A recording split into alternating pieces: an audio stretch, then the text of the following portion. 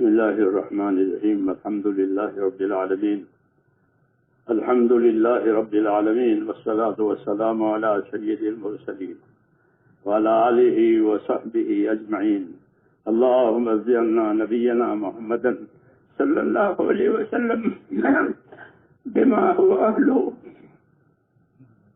وجزي الأنبياء كلهم خيرا وسلام على المرسلين والحمد لله. بزرگوں اور پیارے بھائیوں، دین اللہ تبارک و تعالیٰ نے کامیابیوں کے لیے دیا ہے. دین آئے گا تو کامیابی آئے گی، اور اصل کامیابی آخرت کی ہے، وہ اصلی کامیابی ہے. ہاں، باقی تو دنیا کی حاجتیں ہیں، پوری بھی ہوگی نہیں بھی ہوگی، کچھ زیادہ بھی ہو جائے گی، لیکن اصل کامیابی جو ہے وہ آخرت کی کامیابی ہے. اللہ نے اسی کو اصل کامیابی کہا ہے. فمن زحزح عن النار وادخل الجنة فقد فاز وما الحیاۃ الدنیا الا متاع الغرور. کہ جو جہنم سے بچایا گیا، دوزخ سے بچایا گیا اور جنت میں داخل کیا گیا، وہ ہوا کامیاب. تو یہ کامیابی کی اصلی اور آخری منزل ہے. اس لیے دنیا میں اس کی کوشش کرنی ہے، اس کی محنت کرنی ہے، سیکھنا ہے کہ ہماری آخری منزل صحیح ہو جائے.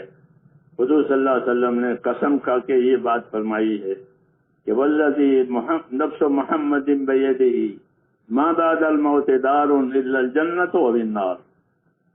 کہ میں یہ بات خدا کی قسم کھا کے کہتا ہوں کہ آدمی کا ٹھکانہ مرنے کے بعد یا جنت بنے گی یا دوزخ. تیسری جگہ نہیں ہے، تیسری جگہ نہیں ہے، دو ہی جگہ ہے کہ یا جنت بنے ٹھکانہ یا اللہ حفاظت فرماوے دوزخ پر. اس لیے اس کی فکر کرنی ہے. یہی مقصد ہے تمام دینی محنتوں کا. جتنی دینی محنتیں خدمتیں ہیں ان کا یہی مقصد ہے کہ آخرت کی کامیابی حاصل ہو جائے. نبیوں کی دعوت تعلیم بھی اسی کے لیے ہے کہ آخرت کامیاب ہو جائے. صحابہ بھی یہی سمجھے تھے، وہ یہی کہتے بھی تھے بعد والوں سے کہ انما ہممنا الآخرہ ولیست ہممنا الدنیا. کہ ہمارے عزائم، ہمارے ارادے آخرت بنانے کے ہیں. ہاں، دنیا تو گزارے کے لیے ہے. یہاں کی کامیابی اصل نہیں، یہاں کی ناکامی اصل نہیں، یہاں کی مالداری اصل نہیں، یہاں کی غریبی اصل نہیں. وہ تو گزارے کی جگہ ہے، سب چیزیں ہوتی رہے گی. اصل آخرت ہے. اس کے لیے اللہ تعالیٰ نے دین دیا ہے. دین دیا ہے کہ دین زندگیوں میں آئے گا تو آخرت بنے گی. اور آخرت بہتر بھی ہے اور باقی رہنے والی بھی ہے. آخرت کی دو صفتیں ہیں کہ آخرت بہتر ہے اور باقی رہنے والی ہے، ختم ہونے والی نہیں، اپنی بہتریوں کے ساتھ وہ رہے گی. اس لیے اصل زندگی وہی ہے. اس کے لیے یہ کاوش ہے، یہ محنت ہے، یہ کوشش ہے کہ زندگیاں ایسی بن جاویں کہ جس سے آخرت بنے اور وہ دین سے بنے گی. اس لیے دین آیا، دین کی تعلیم آئی، دین کی دعوت آئی، تاکہ اس کے ذریعے سے دین زندگیوں میں آوے. یہ بھی ضروری ہے کہ دین کا زندگیوں میں آنا ضروری ہے. دواؤں کا بدن میں جانا ضروری ہے. اگر دوائیں بدن میں نہیں جاتی تو کوئی فائدہ نہیں ہے، چاہے گھر میں رکھی رہے. لیکن دوا اس وقت فائدہ دے گی جب وہ بدن میں جاوے. آنکھ کی دوا آنکھ میں جاوے، پیٹ کی دوا پیٹ میں جاوے تو پھر نفع ہے. ایسے فرماتے تھے حضرت رحمۃ اللہ علیہ کہ دین زندگیوں میں آوے ہوگا اس کا نفع. اس لیے جتنی اجتماعی محنتیں ہیں وہ انفرادیت کو سنبھالنے کے لیے ہے. جتنی اجتماعی محنتیں ہماری ہیں وہ انفرادیت کو سنبھالنے کے لیے ہے کہ ہماری اجتماعی محنت سے ہمارا ہر آدمی وہ دیندار بن جائے. جیسے کمپنی بنا کر کاروبار کرتی ہے تاکہ کمپنی کا ہر ممبر مالدار ہو جائے. کوئی کمپنی غریب ہونے کے لیے نہیں بنتی ہے، بلکہ کمپنی بنانے کے مل جل کر کاروبار کریں گے تاکہ کمپنی کا ہر فرد مالدار بن جائے. اس کی زندگی کا معیار اونچا ہو جائے. ایسے ہم مل جل کر اپنے دین کی محنت کریں گے کہ ہمارا ہر آدمی دیندار بن جائے. ہاں، اپنے آپ کو نہیں بھولنا ہے بلکہ اپنے آپ کو دیندار بنانا ہے. یعنی ایمانوں میں اتنی قوت پیدا کرنی ہے کہ جو اللہ کے فرائض ادا کراوے، جیسے بھی ہوتا ہے نماز، زکوٰۃ، روزہ اور حج. اس کے فضائل لکھوائے گئے ہیں. کیوں کہ یہی اسلام ہے. کلمہ، نماز، روزہ، زکوٰۃ اور حج، یہی اسلام ہے. اس کی اسلام کی بنیاد اس پر ہے. حضور صلی اللہ علیہ وسلم نے بھی اپنے یہی وصیت فرمائی حجۃ الوداع میں. یہ اسلام کے ارکان کہلاتے ہیں اور اسی کی دعوت ہے اور کسی چیز کی دعوت نہیں ہے. اور کسی چیز کی دعوت نہیں ہے کہ ارکان اسلام زندگیوں میں آ جائے، کہ ایمان میں اتنا کمال آوے کہ جو حرام سے روکے، ایمان میں اتنا کمال آوے جو اللہ کے فرائض ادا کراوے، ایمان میں اتنا کمال آوے کہ دوسرے کے حقوق ادا کراوے. ہاں، یہ ایمان میں کمال لانا ضروری ہے. اتنی قوت ہوگی تو اگر ایمان میں قوت نہیں ہے تو فرائض میں کوتاہیاں ہوگی، حرام سے بچنے میں دیر ہوگی، دوسروں کے حقوق کے بارے میں سستی ہوگی، ٹال مٹول ہوگا.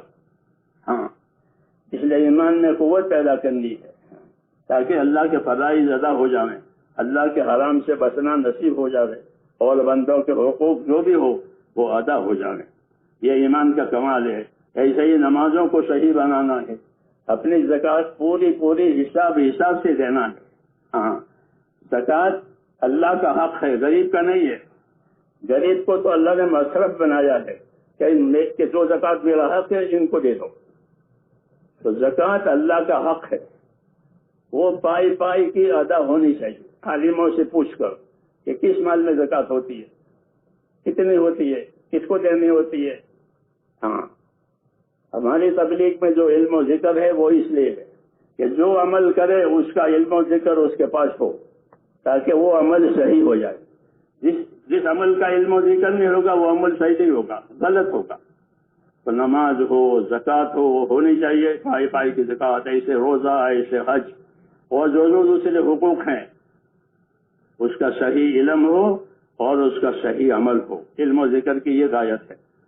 علم و ذکر کی یہ غایت ہے کہ مسلمان کا ہر عمل صحیح ہو، اپنے نیت کے لحاظ سے بھی اور طریقے کے لحاظ سے بھی، کہ اس کا صحیح طریقہ معلوم ہو، صحیح علم ہو، صحیح نیت ہو. اس سے دین بنتا ہے.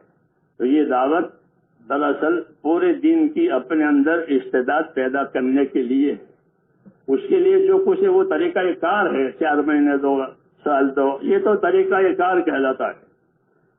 مقصود ان طریقہ کار سے یہ ہے کہ اصل چیز حاصل ہو جائے، اور وہ کیا ہے کہ ہمیں دین ملے اور رسول صلی اللہ علیہ وسلم کا اتباع ملے.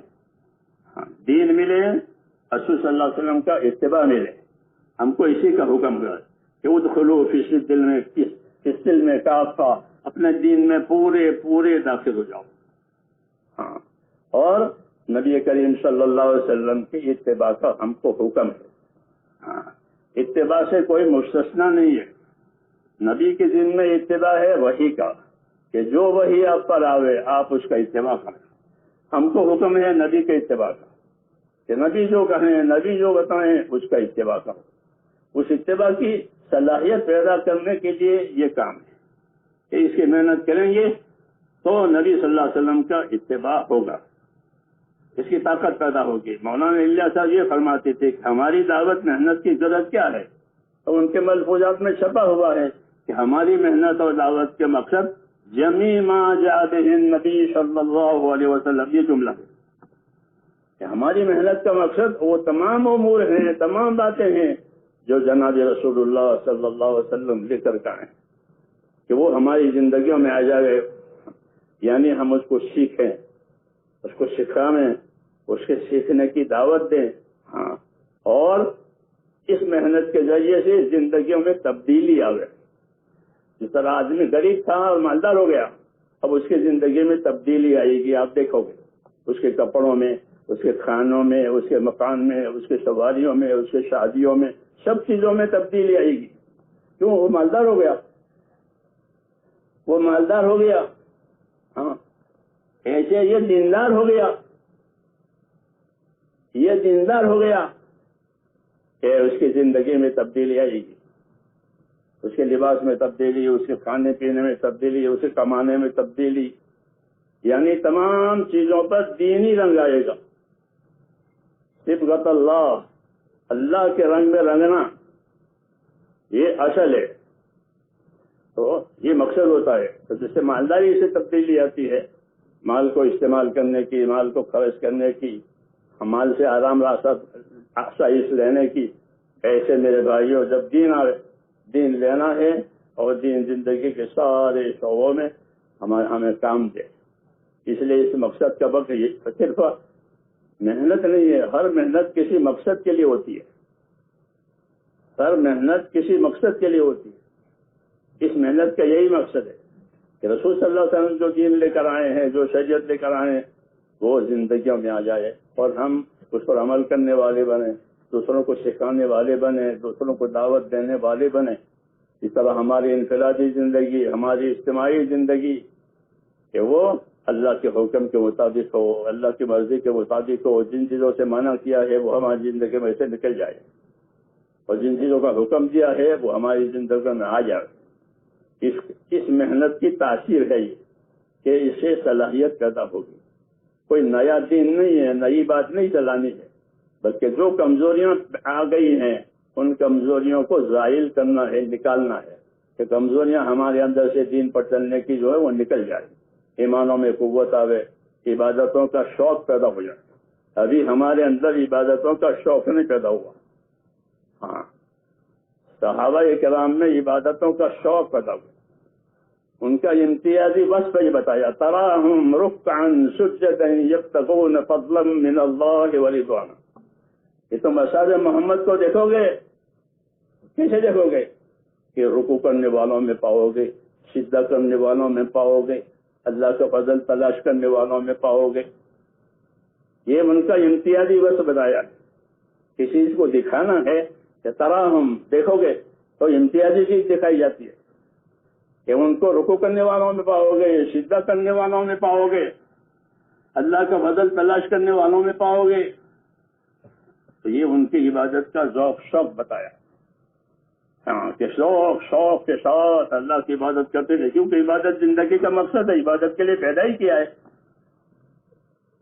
عبادت کے لیے ہی پیدا کیا ہے کہ جان سے مال سے عبادت کریں۔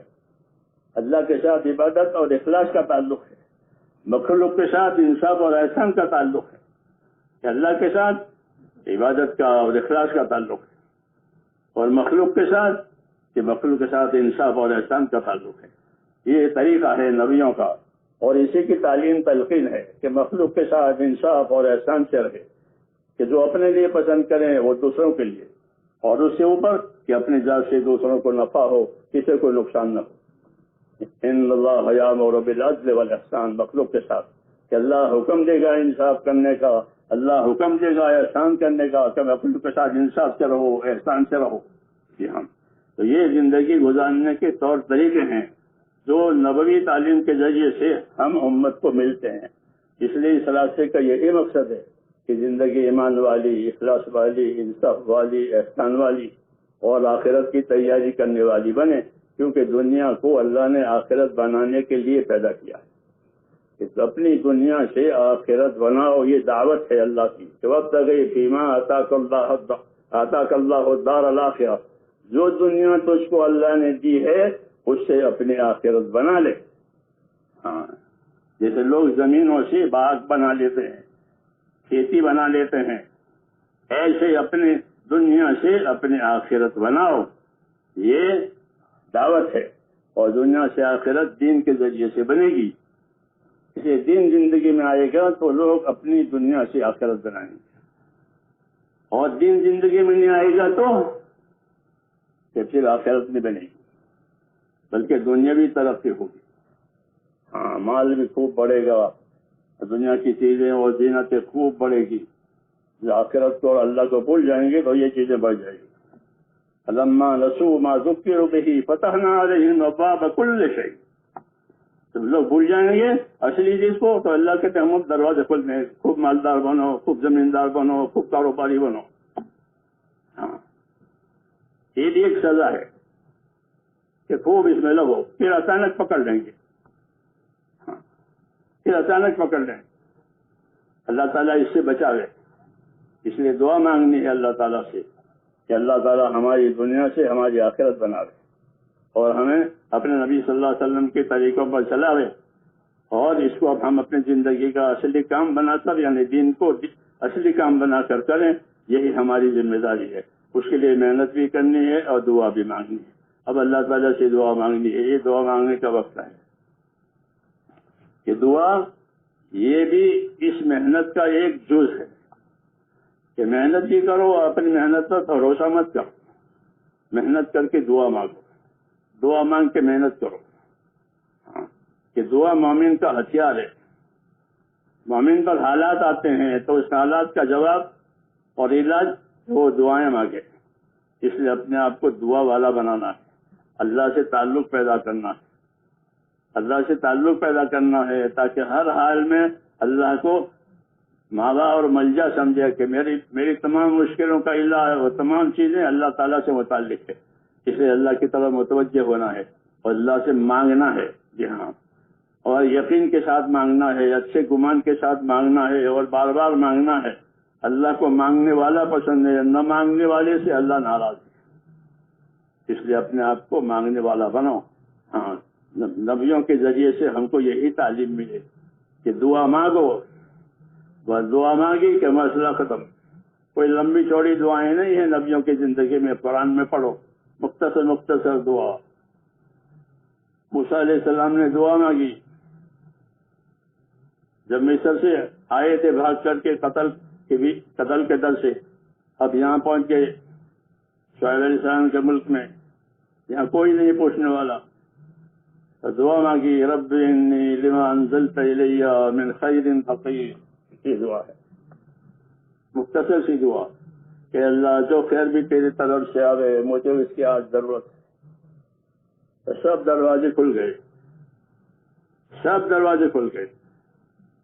ہاں اس لیے نبیوں کے راستے کی چیز دعا ہے، دعوت بھی نبیوں کے راستے کی چیز ہے اور دعا بھی نبیوں کے راستے کی چیز ہے۔ اس لیے ان دونوں کو سیکھنا بھی ہے اور اس پر عمل بھی کرنا ہے اور اللہ سے امیدوار رہنا ہے۔ کوئی نا امید نہ بنے، کبھی مراد ملنے میں دیر ہوگی، کبھی مراد جلدی ملے گی، لیکن ملے گی۔ ابشروا واملوا، بشارتیں سنو، فضائل سنو اور امیدوار رہو۔ یوں کا امیدوار رہو، نا امید نہ بنو، امیدوار رہو۔ ابشروا ما یسرکم، امیدوار رہو ایسے حالات کے جو تمہیں خوش کر دیں گے، ایسے حالات اللہ لاوے گا۔ تو اس لیے اللہ سے امیدوار رہنا ہے اور اللہ سے مانگنا ہے۔ اب درود شریف